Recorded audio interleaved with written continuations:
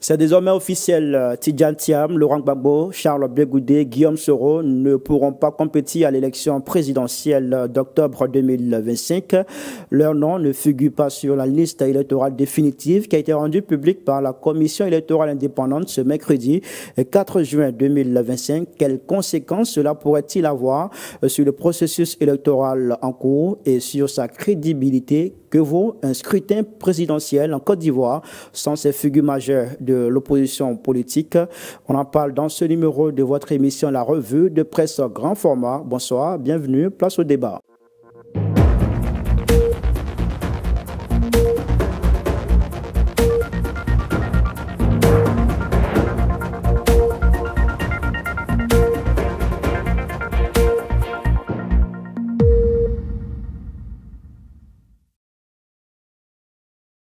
Un seul sujet à l'ordre du jour, comme indiqué dans l'introduction, la liste électorale définitive. Et pour en débattre, j'ai le plaisir de recevoir sur ce plateau Jean-Hubert Kofo. Bonsoir. Bonsoir Khalil. Vous êtes journaliste à l'Intelligent d'Abidjan. Merci d'avoir répondu à notre invitation. Je vous en prie. Juste à côté de vous, à votre droite, nous avons César Alou. Bonsoir. Bonsoir Khalil. Vous êtes conseiller en communication, analyste politique. Merci d'avoir répondu à l'invitation de l'Intelligent TV. À vous, merci. L'autre invité sur ce plateau, Ahmed Koulibaly, bonsoir. Bonsoir. Journaliste et analyste politique. Vous êtes issu de la première promotion de l'Institut de formation politique Amadou Gon Koulibaly. Merci à vous aussi d'avoir honoré l'invitation de l'Intelligent TV. Je vous en prie. Alors, monsieur, encore une fois, je vous réitère nos remerciements. Merci d'être là, d'être venu, d'avoir accepté de venir débattre de ce sujet qui fait l'actualité, la publication de la liste électorale définitive. Alors, nous allons entamer les discussions juste après ça.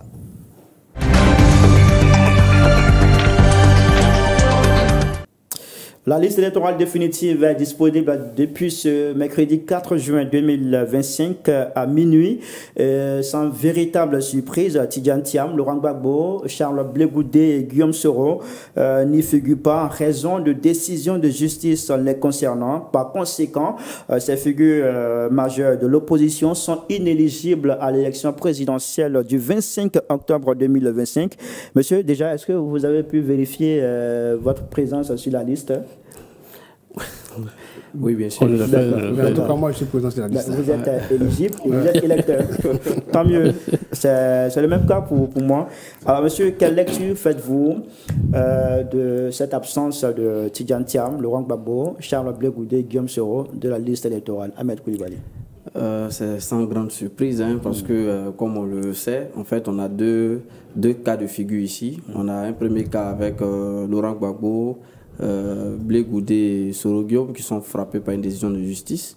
Et donc, pour eux, en fait, on s'attendait à une amnistie de la part du président de la République ou bien une proposition, effectivement, de loi au niveau de l'Assemblée nationale par le groupe parlementaire de l'opposition pour que ces personnes puissent être intégrées sur la liste électorale. Mais cela n'a pas été fait.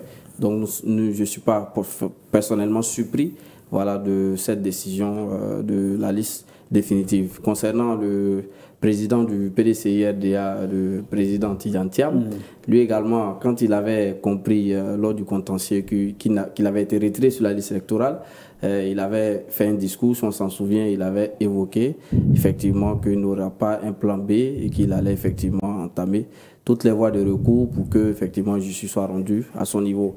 Mais après ça, on n'a pas encore vu d'action, on n'a pas vu effectivement de voies de recours concernant ce parti, et on n'est pas aussi surpris de voir que Tidjane Thiam n'est pas sur la liste définitive. Donc je crois que c'est la conséquence normale des choses. Alors, allô, on vient à vous. Est-ce que vous êtes surpris ou pas de cette décision qui non, c'est sans grande... Vous allez vous éloigner un peu du micro. Juste sans grande surprise, vu que ces différentes personnalités ont été condamnées tout récemment par nos tribunaux. Et il faut dire, Laurent Gbagbo, déjà, pas condamné par défaut. Et Charles Blé Goudé, par coutumance. Et concernant Cheikh Tidiane Thiam, tout récemment, qui a été radié de la liste électorale à la suite du contentieux. Donc, on pourrait s'y attendre, en fait. On pourrait s'y attendre. Et c'est ce qui a amené, en fait, certains partis de l'opposition à entamer un peu à lancer un peu les appels à la manifestation et à multiplier encore les meetings pour espérer, voilà, que le gouvernement ou même peut-être la CEI revienne un peu sur sa décision. Mais bon, voilà, ça n'a pas été fait. Donc voilà, en tout cas, nous en tant qu'observateurs de la scène politique, on n'est pas en tout cas surpris par cette décision. Ah, mais c'est vrai que vous n'êtes pas surpris, mais c'est quand même une décision qui fait l'objet de débats. Tout à fait. Qui nous met face à plusieurs positions. Il y a certains qui estiment que le droit n'a pas été dit, pendant que d'autres pensent que le droit a été dit, ils ont été retirés de la compétition au regard de la loi. Koffo Jean-Hubert. Je pense que peut-être qu'on ne va pas revenir sur le débat qu'il y a eu après les condamnations de Laurent Gbagbo et Charles Blé Goudé, mais il y a eu beaucoup de zones d'ombre sur lesquelles on a longtemps épilogué. Les conditions dans lesquelles Laurent Gbagbo a été condamné, là où on le condamne pour une affaire de braquage de la BCAO, enfin, une affaire qui est en lien avec la crise post-électorale, une affaire dans laquelle il a été jugé à la CPI et acquitté. On ne reviendra pas sur tout ce que ses partisans ont dit là-dessus. Idem pour Charles Blé Goudé. C'est pratiquement la même situation. Les mêmes raisons pour lesquelles il a été condamné. Et aujourd'hui, en tout cas, concernant ces deux personnes, moi, je veux dire, Charles Blé Goudé, Laurent Gbagbo et Guillaume Soro, moi, leur cas ne me surprend pas en tant que tel. Vous êtes donc surpris par le cas de Thiam? Par Thiam surtout, parce que justement, c'est à ce niveau-là qu'il y a problème. Moi, je ne veux pas être un auteur de mauvaise augure, mais je me dis que c'est le cas Tidiane Thiam qui, en réalité, ajoute un peu de tension à l'élection présidentielle de Côte d'Ivoire, enfin, de 2025. Parce que Tidiane Thiam était, je veux dire, les conditions dans lesquelles il est retiré, je ne suis pas en train de dire que le juge n'a pas dit le droit. Mais quand moi, on m'interroge, je me dis que la justice a parlé. Et la justice, est-ce que ce qu'elle a décidé est la bonne décision? Moi, je me dis que Tidiane Thiam, pendant longtemps, d'abord, a été ministre de Côte d'Ivoire. On dit que depuis 1986, Tidiane Thiam n'est plus ivoirien. Moi, c'est une question que je me pose. Depuis 1986, après 1986, il a été ministre sous Henri Konan Bédié. Si pendant tout ce temps, l'État de Côte d'Ivoire n'a pas pu déceler le fait qu'il n'est pas ivoirien, je me dis que ce n'est pas aujourd'hui qu'on va le faire. Tidiane Thiam est allé s'inscrire sur la liste électorale en 2022. Et il y a eu une liste provisoire qui est sortie. Son nom était sur la liste provisoire. Est-ce que ça veut dire qu'en Côte d'Ivoire, on n'est pas en mesure de déceler les gens qui tout de suite ont perdu la nationalité à la suite de l'acquisition d'une nationalité étrangère? Moi, je me pose la question. Moi, c'est ça vraiment qui me chiffonne. Est-ce qu'aujourd'hui, la justice ivoirienne, sinon la Côte d'Ivoire, n'a pas un mécanisme pour déceler tout de suite une personnalité qui, au détour de la France ou des États-Unis, a acquis une nationalité et qui perd automatiquement la nationalité ivoirienne? Parce que si Tidiane Thiam a bénéficié jusqu'à aujourd'hui, enfin jusqu'à son retrait, bénéficier du passeport ivoirien. Moi, c'est ça qui me chiffonne un peu. Alors, si on comprend, la justice a été un peu défaillante sur le cas Thiam. Moi, je dis que c'est beaucoup trop léger. Beaucoup trop léger, parce que ça ajoute vraiment de l'attention à l'élection présidentielle. D'accord. Aujourd'hui, moi, on n'est pas en mesure de vous dire si, je veux dire, moi qui suis un observateur, je ne suis pas aujourd'hui en mesure de dire dans quelles conditions l'élection se déroule-là.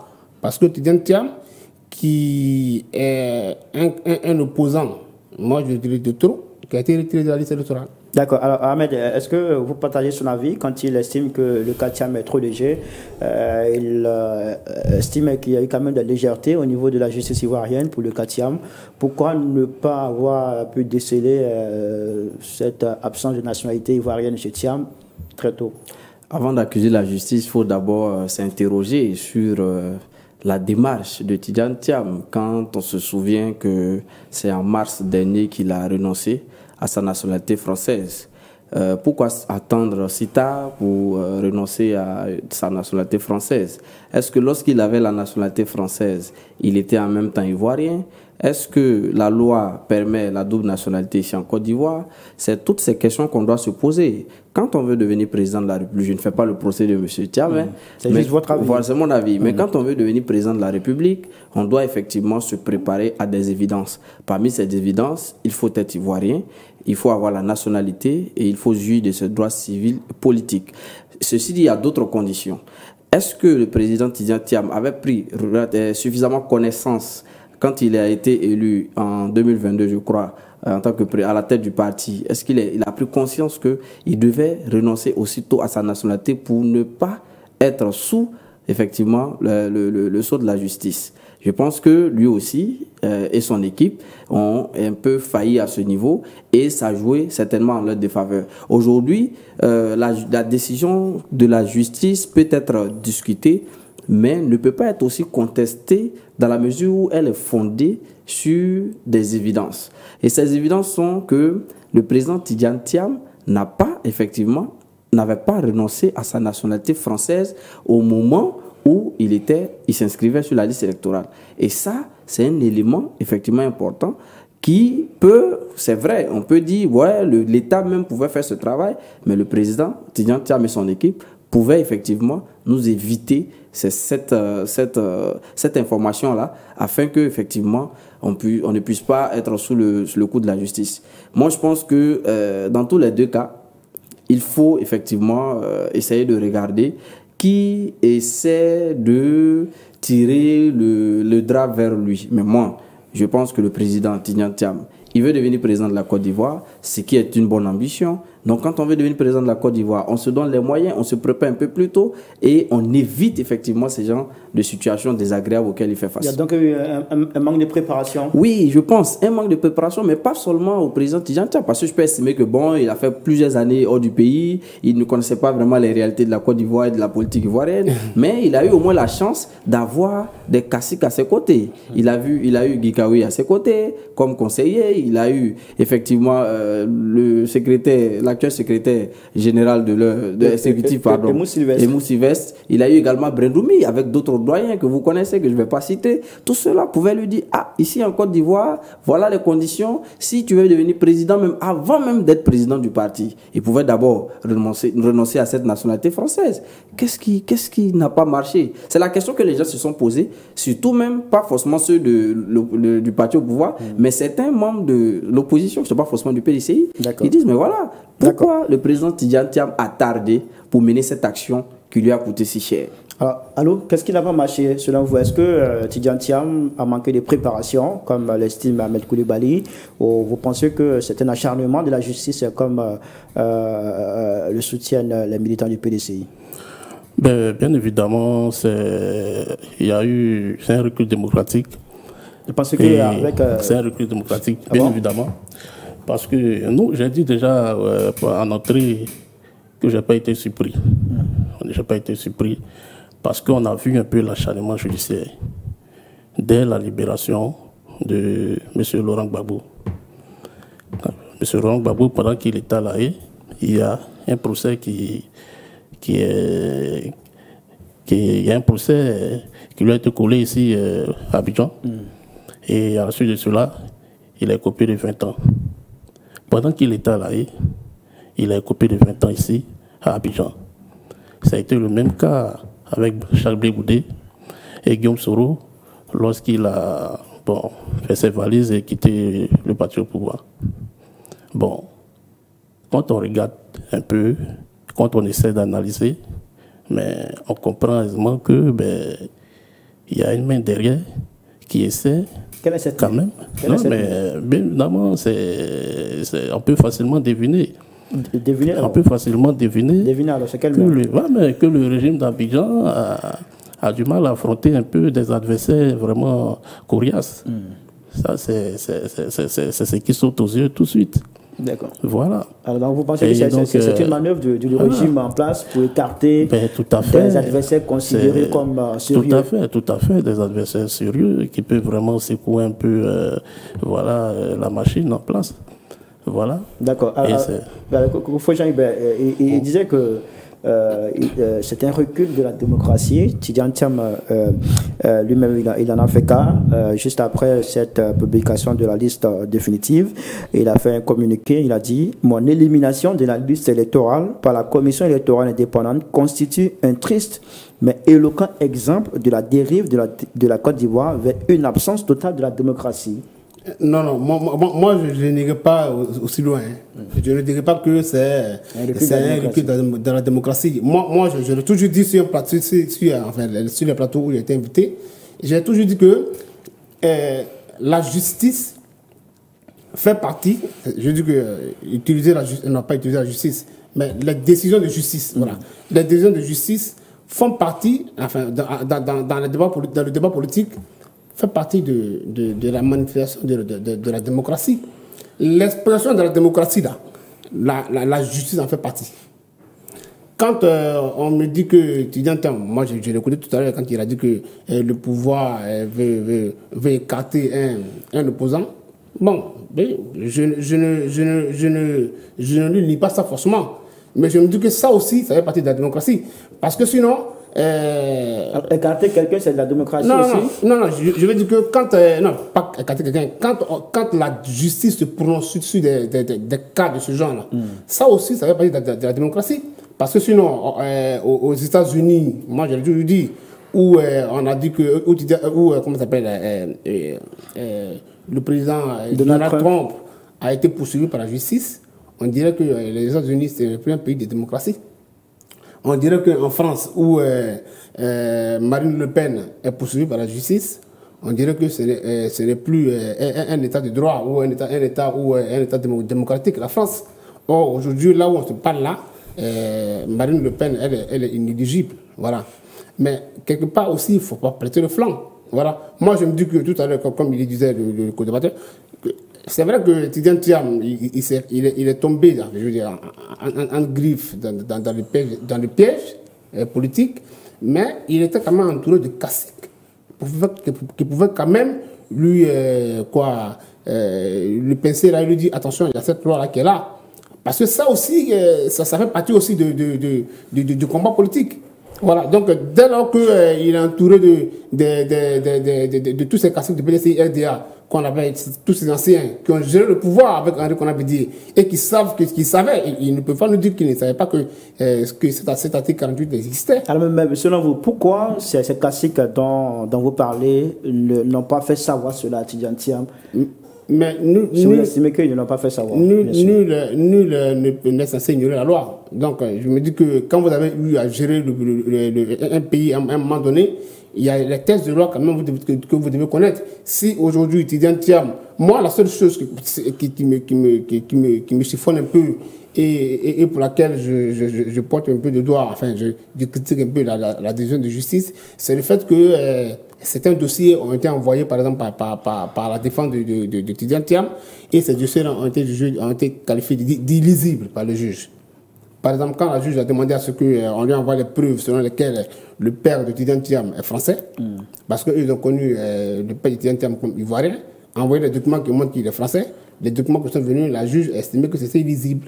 Mais est-ce que la juge pouvait, par exemple, demander à ce qu'on lui ramène un document plus lisible? Voilà la question que moi je me pose. Est-ce que la juge ne peut pas demander, par exemple, qu'on lui ramène un document plus lisible? Et est-ce qu'elle était obligée de rendre cette décision-là aussi précipitamment? Voilà moi la question que moi je me pose. Et si elle avait la possibilité de demander ce document-là, ben, on aurait pu attendre que le document vienne. Mais quand une décision comme ça, avec toutes les conséquences que ça a, il faut le dire clairement, hein, parce que là aujourd'hui, on va maintenant vers une élection à risque de tension, à risque de remous. Je ne dirais pas qu'il y aura des remous, mais les risques sont là. Les risques sont là. on espère que là, dans les états-majors de l'opposition, on parle de plus en plus d'un dialogue politique. On espère qu'on pourra y arriver pour que la chose soit sauvée. Parce que sinon, la mise à l'écart des étudiants Thiam rajoute vraiment de l'huile sur le feu. Vous êtes d'accord avec ça? Est-ce que ça rajoute l'huile sur le feu? Est-ce que ça nous fait glisser sur un terrain dangereux? Oui, en partie parce que le PDC a été un grand parti qui a quand même qui est implanté partout en Côte d'Ivoire. Donc un tel parti qui décide de boycotter une élection, quand même, ça peut avoir une conséquence sur effectivement notre pays. Ça peut soulever des tensions. Mais la question que je me pose, est-ce qu'ils sont suffisamment, j'allais dire, outillés? Est-ce que les militants, dans leur entièreté, effectivement, suivront le mot d'ordre de boycott ou de choses? Bon, peut-être on va en parler un peu devant. Mais je crois que dans tous les cas de figure, en tant que l'un des leaders de l'opposition, s'il est écarté de la course, vous dites bien s'il est écarté. Il n'est pas dit si on l'écarte. C'est deux choses différentes. Mais il est écarté dans tous les cas. Parce que soit il est écarté par lui-même ses actions, soit il est écarté par d'autres actions. Mais moi, je pense qu'il est écarté par lui-même ses actions. Parce que comme je l'ai dit tantôt, il aurait dû effectivement s'entourer de garanties légales pour pouvoir effectivement postuler à temps en tant que candidat pour la présidentielle. Donc, je pense que ça peut avoir un impact négatif sur les élections. Alors, vous savez que face à cette situation, que Vétidian Thiam, il a décidé sinon il a saisi le comité des droits de l'homme de l'ONU, l'Organisation des Nations Unies, à l'effet de lui permettre d'être réhabilité dans ses droits, ce qui va lui permettre d'être candidat à cette élection présidentielle. Allô, César, que peut faire l'ONU? Est-ce que ça peut faire évoluer les choses selon vous? Vu qu'il y a plus de moins de recours, le PDCI et son candidat ils n'ont pas le choix. Ils n'ont pas le choix, ils sont obligés de soumettre un peu ce problème à l'ONU. Et il se trouve que l'État de Côte d'Ivoire a ratifié en mars 1992 le traité international. Et donc, je pense que tout logiquement, s'il y a une décision, l'État devrait vraiment se plier à cela. Donc, c'est une bonne démarche. Et on espère bien qu'il va aboutir vraiment, afin qu'on puisse vraiment prendre part à ce classico qui a de voir un peu le RDP affronter le candidat du PDCI. Alors, je vous entraîne pourquoi est-ce que vous pensez que c'est une action vaine qui est menée là par le PDCI? Non, moi je ris parce que quand je l'écoute développer, ça me rappelle en même temps tous les recours que Laurent Gbagbo auprès de la Cour africaine de justice, Charles comment il s'appelle, Guillaume Soro, tout ça. Ça n'aboutira pas. Ça n'aboutira pas. Parce que c'est ce qui est ce que les États ne sont pas obligés d'appliquer les décisions de ces organisations internationales ou même dont ils ont paraphé l'existence. Voilà. C'est pourquoi la Côte d'Ivoire, par exemple, n'a pas mis en application, n'a pas mis Guillaume Soro sur la liste électorale. Là où la Cour de justice africaine a demandé qu'il soit inscrit. Laurent Gbagbo, pareil. Donc, je me dis que ça n'aboutira pas.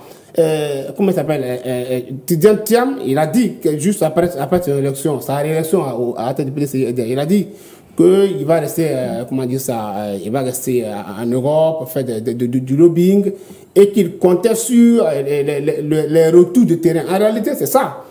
Le PDCI-RDA, en réalité, n'attend pas, Vétidian Thiam, il sait que ce type de démarche n'aboutira pas. Du coup, qu'est-ce qu'il attend? C'est les retours du terrain, comme lui-même l'a dit, les marches, les meetings éclatés.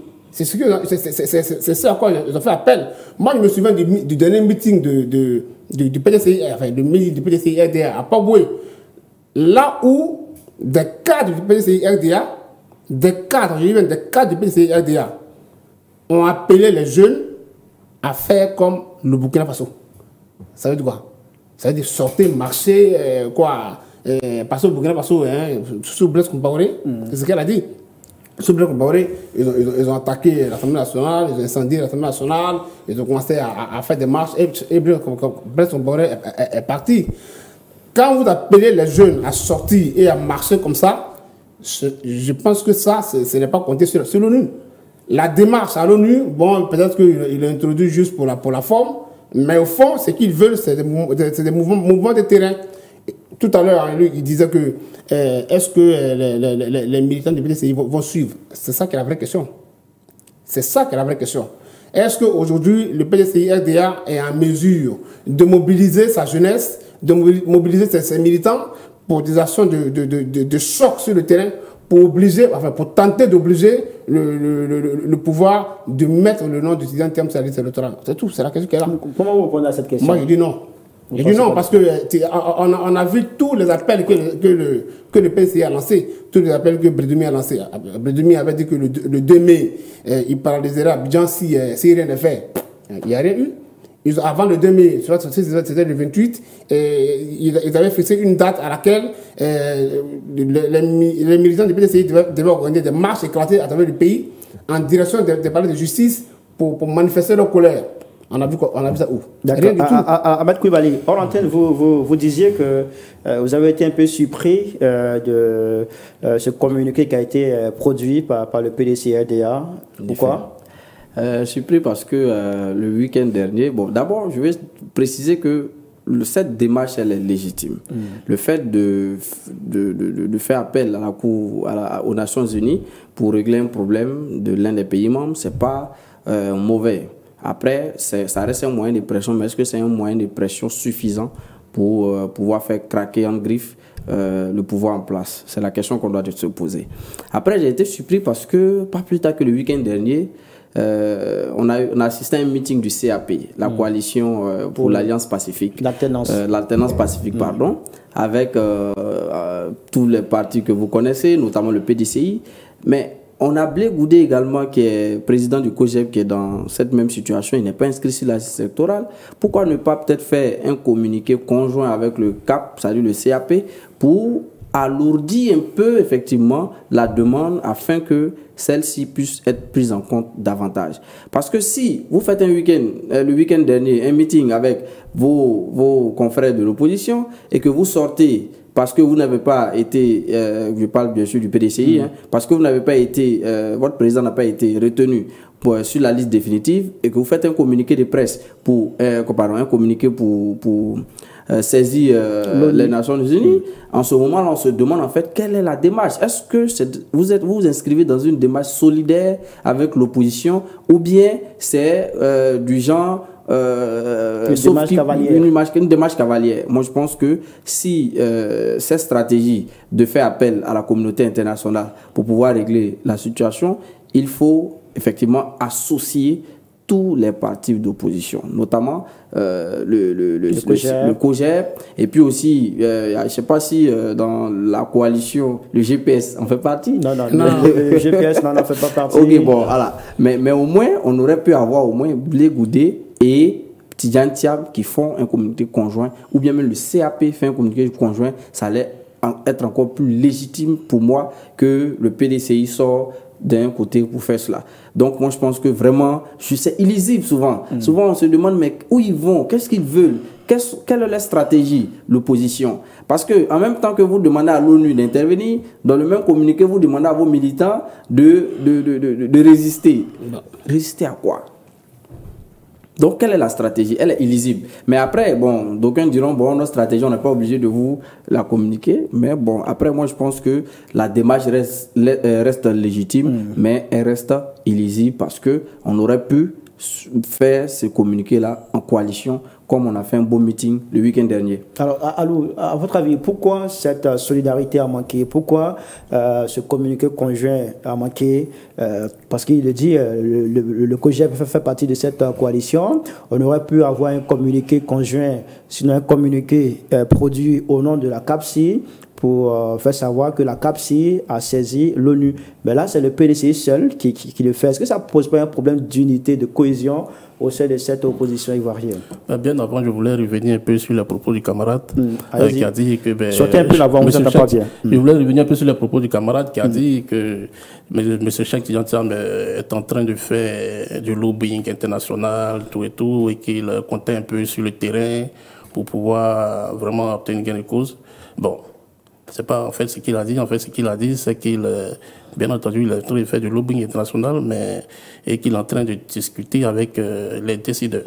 Bon, les décideurs parlant un peu de la communauté internationale. Il a dit qu'il attendait les retours de terrain. Il a dit, juste après sa réélection, il a dit, continuez à vous mobiliser, continuez les marches, continuez ce que vous faites, parce que ce sont les retours de terrain qui me permettront de réussir ce qu'il fait ici. Il a dit ça, hein, la vidéo est là. Non. La vidéo est là. On a écouté le communiqué, tout, et bien, ce qu'il a dit, c'est qu'il comptait beaucoup, et il est en train de faire du lobbying, et qu'il est en train de négocier, de changer, de présenter la situation aux décideurs. Ça, c'est ce qu'il a dit. Alors, vous estimez que Tidjane Thiam ne compte pas sur les retours de terrain? Ben, déjà, Tidjane Thiam... Comment vous expliquez alors ces appels à manifestation du PDCRDA? Monsieur Cheikh Tidjane Thiam était un peu en Côte d'Ivoire il n'y a pas trop longtemps de cela. Il a été élu président au cours d'un congrès en 2023. Et après, il y a eu plusieurs meetings. Il y a eu Soubré, Yopougon, tout. Donc, monsieur Cheikh Tidjane Thiam, au vu un peu de la grande mobilisation et de sa popularité, ben, il faut dire que sur le terrain en Côte d'Ivoire ici, il n'a plus grand-chose à prouver. En toute franchise, il n'a plus grand-chose à prouver. Donc, il attend aujourd'hui qu'il y ait un peu une réaction sur le plan international pour booster un peu les choses. D'où un peu ces incessantes démarches au niveau de... Comme le dit Kofo, cette réaction ne va jamais venir? Ben non, mais on n'est pas divin ou des prophètes pour essayer de trucs d'annoncer en avance. Non. Je pense qu'il faut croire aussi à la bonne foi aussi du président de la République, qui d'un moment à l'autre vraiment on verra, parce que quand on regarde un peu le meeting du CAP, mais le meeting du CAP, c'est vrai, le camarade a dit qu'il attendait vraiment un communiqué des leaders du CAPSI, tout, mais faut pas pour rendre un peu plus lourd. Voilà, pour rendre un peu truc, ok, mais bon, faut pas attendre un communiqué vraiment venant de ces gens-là. Pourquoi forcément attendre un communiqué? Il faut regarder le monde qui s'est déplacé. Ce sont les Ivoiriens. Il faut regarder ce qui un peu les a menés à se déplacer, à venir assister à ce meeting. Vous faites les meetings ensemble, mais quand il s'agit de saisir l'ONU, c'est de façon solitaire. M. Cheikh Tidjane Thiam, il ne peut pas entamer une démarche au niveau de l'ONU de façon commune avec les autres machins. Bon, pour dire, dans la coalition, il n'y a que Charles Blé Goudé qui est aussi condamné. Voilà. Donc, il y a les camarades. En réalité, il n'y a que Charles Blé Goudé qui est aussi condamné. Mais la démarche qu'il est en train d'entreprendre au niveau de l'ONU, il faut dire que on ne peut pas s'étonner du fait que ce soit vraiment son cas qui présente. Moi, je pense qu'en réalité, c'est certainement son cas qui présente. En fait, c'est ce qui semble être égoïste. C'est certainement une coalition où chacun espère profiter de la mise à l'écart de l'autre. C'est-à-dire que Tidjane Thiam, aujourd'hui, il est quasiment mis à l'écart, sauf si vraiment les dieux de la politique prêtent en sa faveur, mais il est mis à l'écart. Aujourd'hui, s'il est mis à l'écart, Mme Simone Babo espérait être finalement la candidate du CAP, ou que, qui encore, je ne sais pas trop, parce que Charles Goudé a été mis à l'écart aussi, mais je ne sais pas, à part lui, peut-être Afin Guesson aussi espère aussi être finalement le candidat du CAP. Mais quand vous échangez aujourd'hui avec les partis... Il y a combien d'unités alors? Non, quand vous échangez aujourd'hui avec les militaires, avec les 25 partis de cette coalition-là, ils vous disent que non, pour le moment, on est juste là pour lutter pour le rétablissement de conditions électorales. Voilà. Non. D'abord pour des élections qui se déroulent inclusive et équitable. Voilà, c'est tout ça. Notamment la révision de la liste électorale. Voilà ce sur quoi ils sont d'accord. Ça veut dire que tu fais tout pour pousser la seuil à une RLE ou quelque chose comme ça.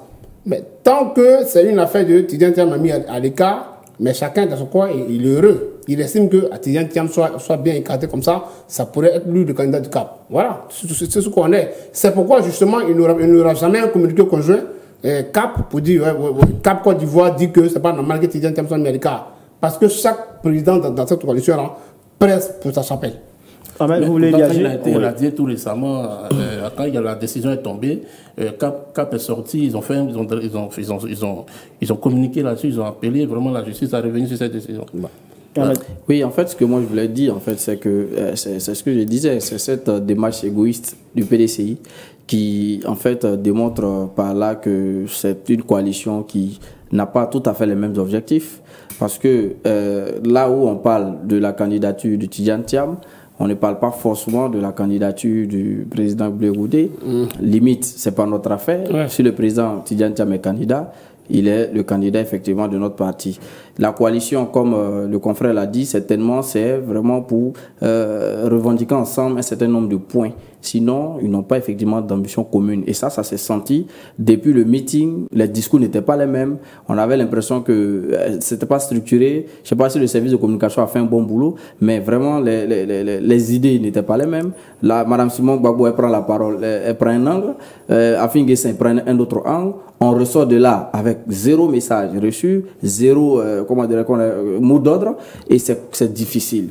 L'autre chose que je voulais évoquer, en fait, c'est que l'opposition est en train de s'écarter de ses objectifs.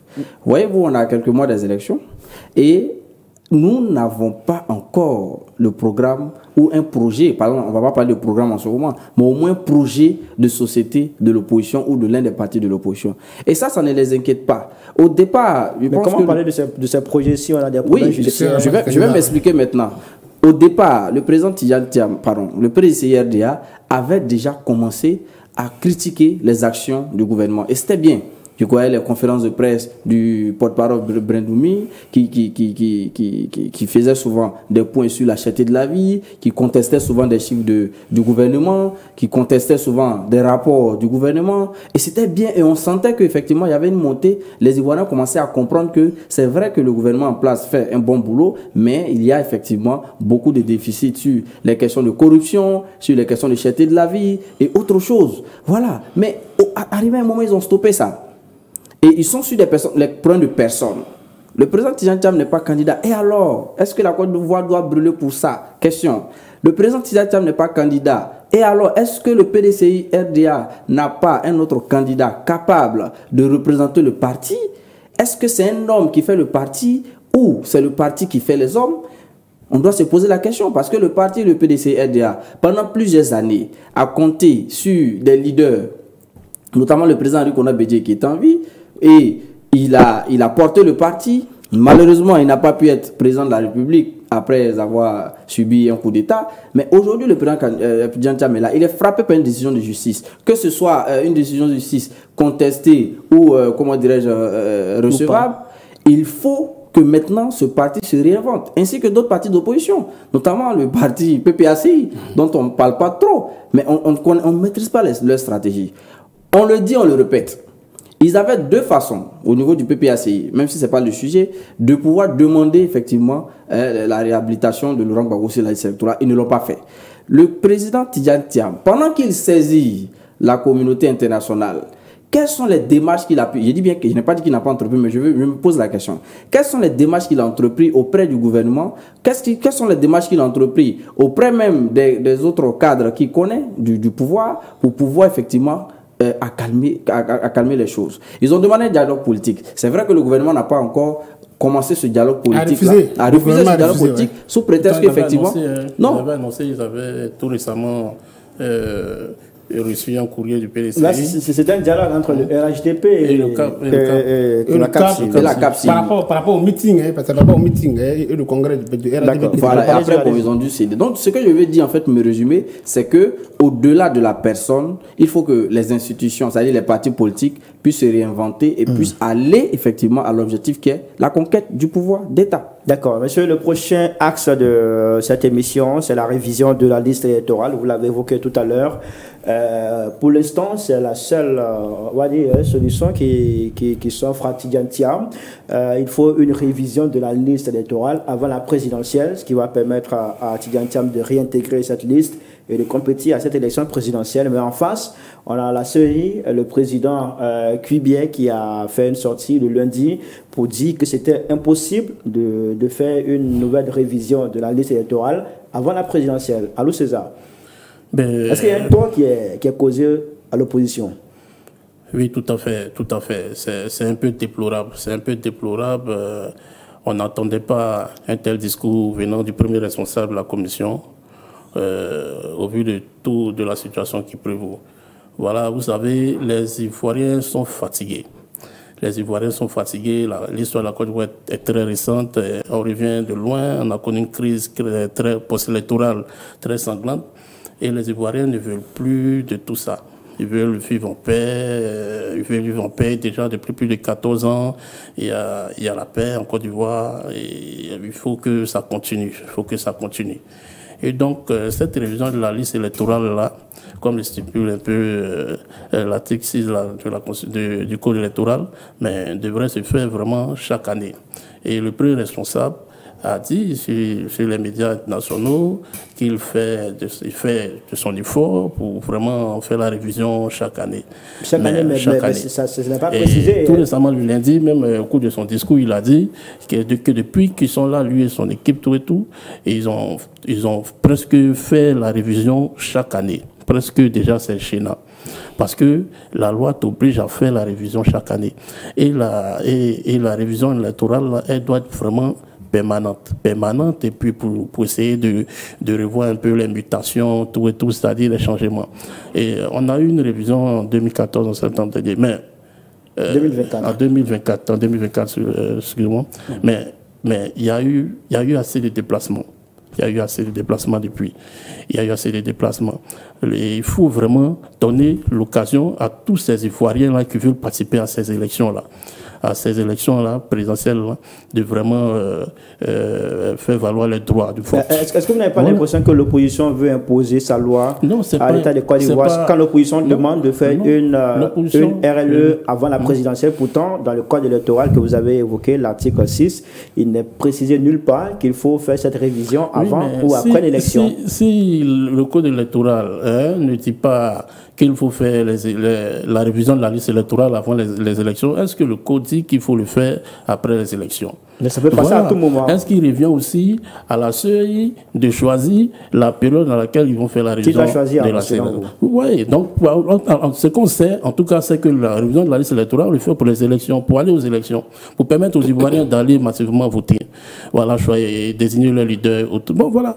Donc, il faut, vu que ces élections-là sont vraiment, comme il a dit le lundi, lors de son discours, sont vraiment décisives, tout et tout, mais il faut qu'ils permettre qu'ils donnent l'occasion à tous ces milliers d'Ivoiriens de participer aux élections d'octobre prochain. Est-ce qu'en réalité, ce n'est pas pour permettre à Tidjane Thiam d'être réintégré? Non, il ne faut pas voir parce que les autres, Laurent Gbagbo, Guillaume Soro, comment il s'appelle, Charles Blé Goudé, ont besoin d'une amnistie. Eux, ils ne parlent pas de révision, ils ont besoin d'une amnistie, c'est leur principale requête. Non, ce n'est pas ce qu'ils attendent. Il y a une décision de la Cour africaine des droits de l'homme qui demande à l'État de Côte d'Ivoire de réinscrire leur nom sur la liste électorale. Pourquoi ça a été fait? C'est là le problème. Et ce qu'on a remarqué, c'est que c'est notre président de la CEI qui vient sur les plateaux pour interpréter un peu les décisions de justice en lieu et place du ministre lui-même et garde des Sceaux. C'est un peu gênant. C'est un peu gênant. Il faudrait que le ministre qui est concerné, qui a radé les noms, qui a retiré les noms, puisse se planter devant les Ivoiriens et donner les raisons pour lesquelles ces derniers sont plus sur la liste électorale. Voilà, donc voilà, parce que ces derniers ne reconnaissent pas un peu la décision qui les frappe. Et c'est ça, et c'est un problème. Quand ils ne reconnaissent pas, et vous le connaissez, nos camarades du PPAC, ce sont des jusqu'au boutistes et ils ne vont pas lâcher tout de suite. Donc voilà, pour revenir un peu sur la révision de la liste électorale, je pense qu'il faut respecter la loi. On fait la révision de la liste électorale pour aller aux élections.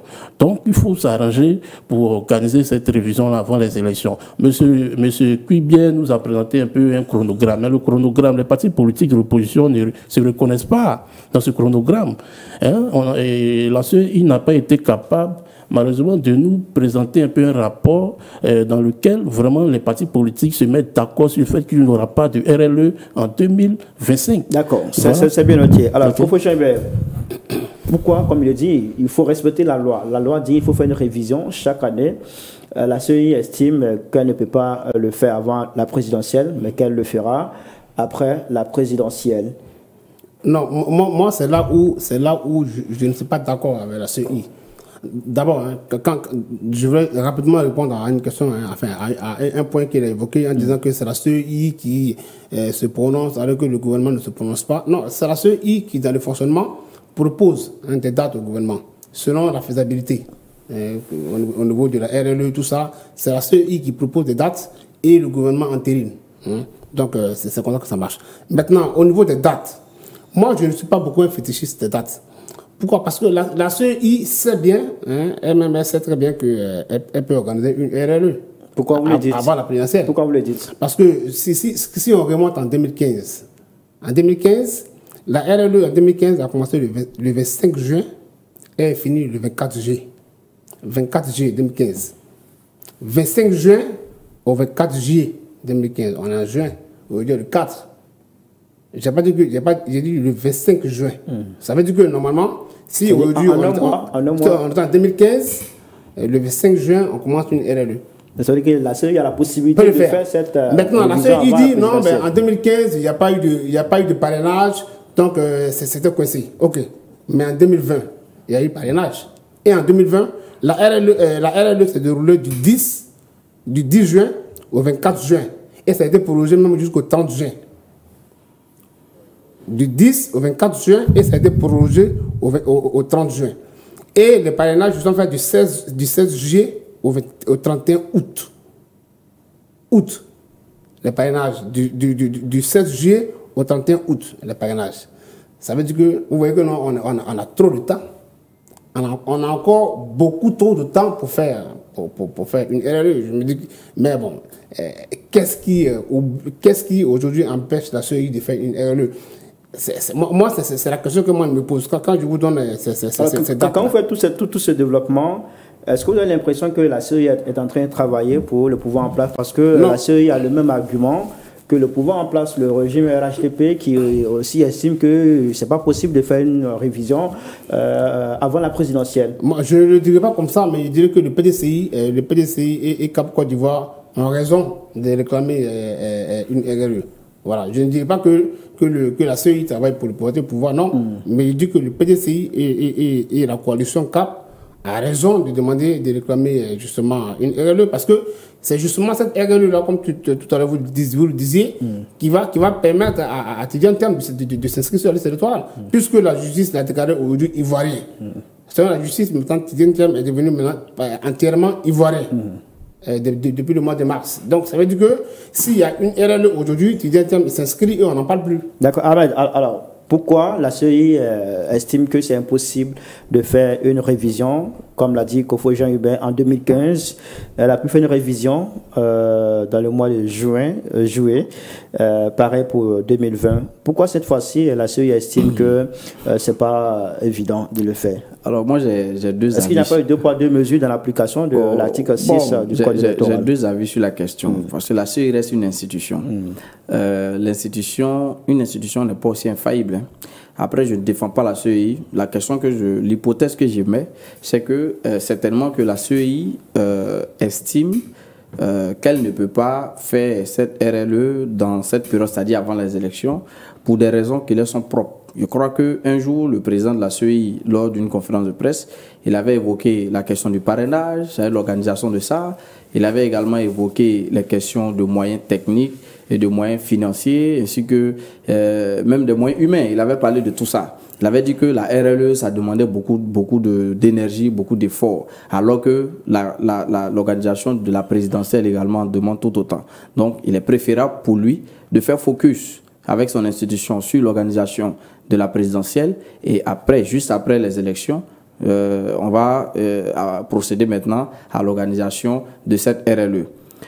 Ici, dans le principe, comme vous l'avez dit, à supposer que Tidjane Thiam, toujours le nom, était inscrit sur la liste électorale, les gens n'allaient pas demander la RLE, parce que la RLE est faite pour arranger Tidjane Thiam. Vous le pensez? Oui, c'est ce qui est. Parce que quand on regarde les statistiques, et quand on regarde les stratégies des uns des autres, c'est ce qui pourrait arranger M. Tidjane Thiam. Ce qui n'est pas mauvais, c'est légitime de demander une RLE. Ceci dit aussi, il faut comprendre que nous sommes dans un jeu politique quand même. Hein.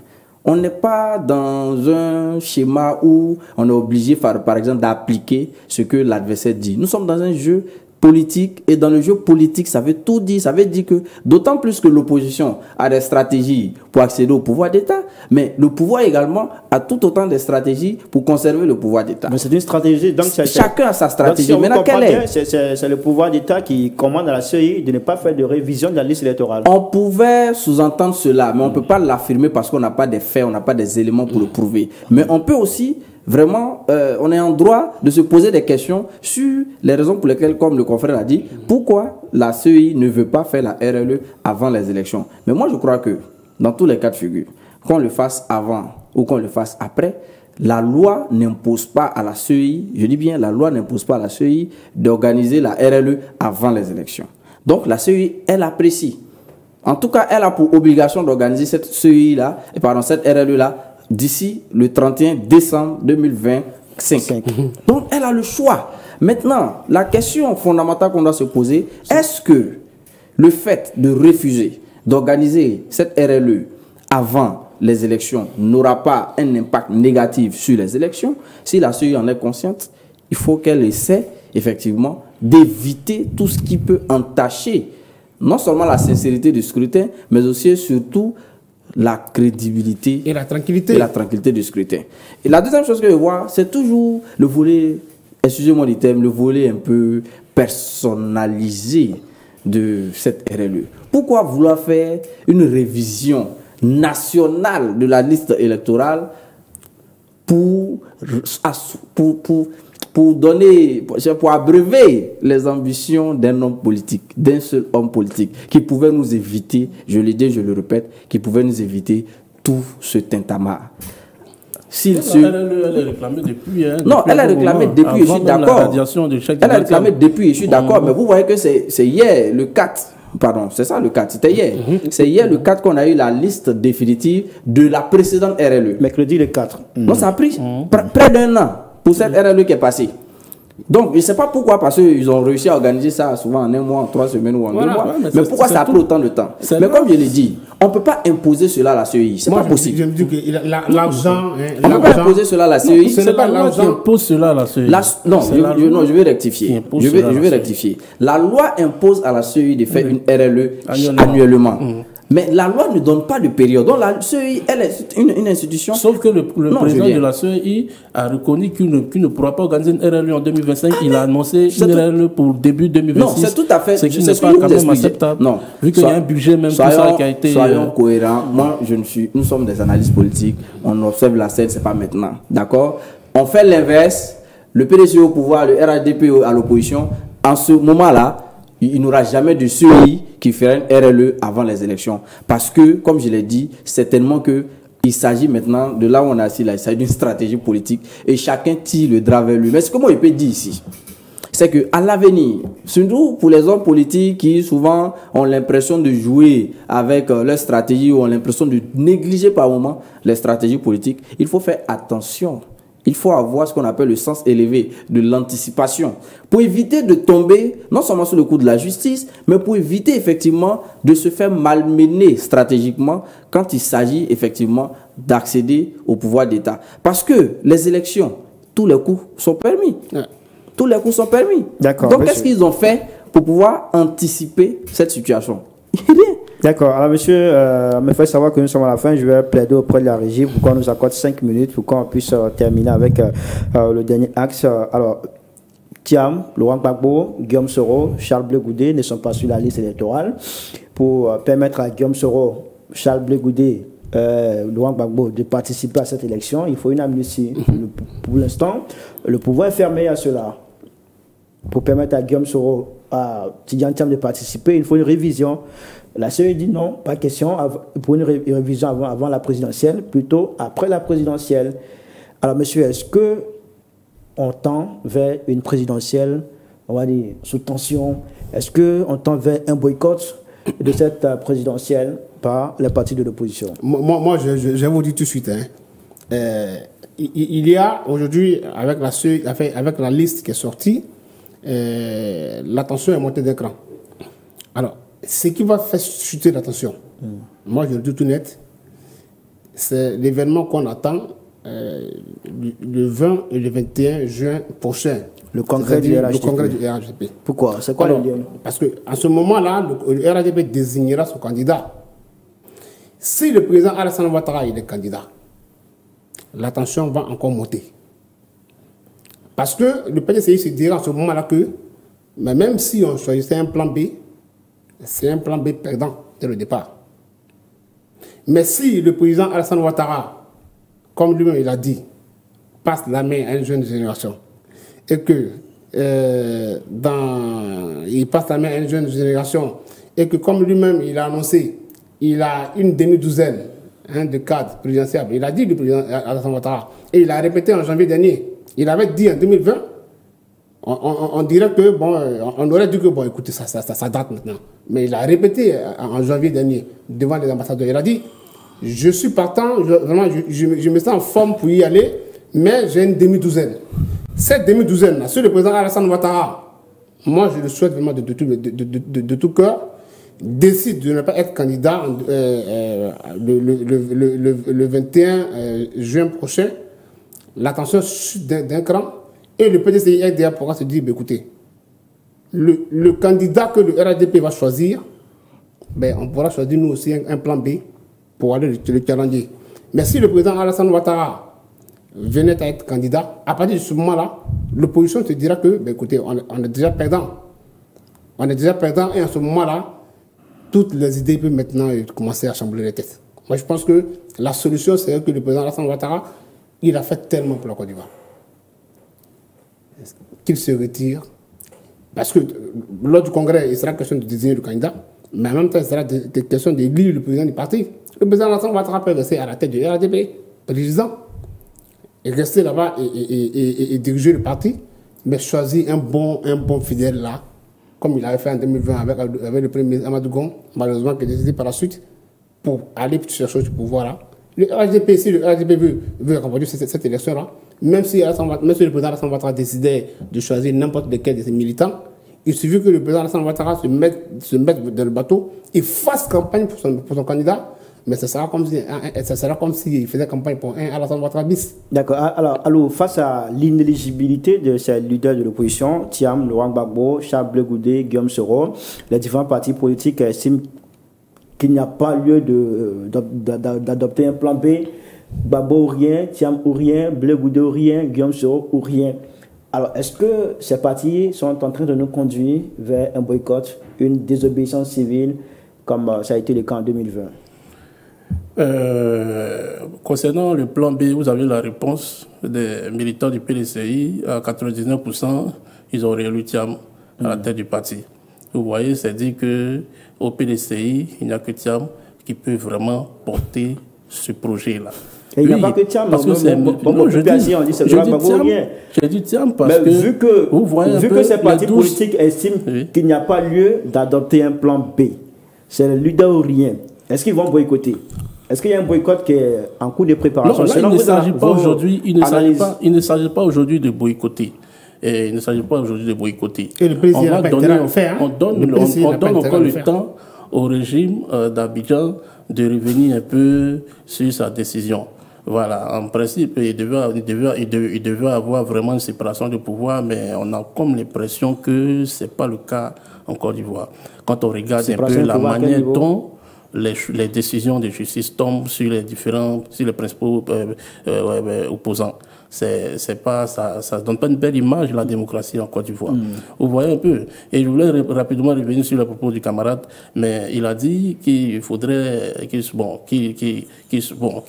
serait encore plus intéressant que le président Alassane Ouattara désigne un peu un de ses fidèles pour sa succession, tout et tout. Le RHDP, c'est une coalition de partis politiques. Voilà. Est-ce que pour vous, c'est la solution? Il ne s'agit pas pour le président du RHDP de désigner X ou Y pour sa succession. Il faut aller au Congrès de façon transparente et permettre il faut aller librement à ces élections-là et à ces primaires-là et laisser les militants désigner celui qui est capable vraiment de porter le projet. Mais est-ce que pour vous, c'est la solution? Est-ce que pour faire baisser la tension, parce que il estime que pour faire baisser la tension, il faut aller au dialogue politique. il faut aller au dialogue politique. Déjà, au précédent dialogue, il faut dire que il y a eu quelques recommandations qui n'ont pas été traitées, malheureusement par le régime en place. Et parlant un peu, donc il faut dire déjà, il faut aller au dialogue politique pour traiter toutes ces questions qui sont la révision de la liste électorale, l'audit de la liste électorale, parce que vous savez, on a même fois dit qu'il y a assez d'irrégularités sur cette liste électorale. Et récemment, lors de son discours de lundi dernier, le président de la CEI a reconnu qu'effectivement, il pourrait avoir vraiment des irrégularités. Il a pris, par exemple, des pays internationaux qui n'ont pas une liste électorale vraiment parfaite, tout et tout.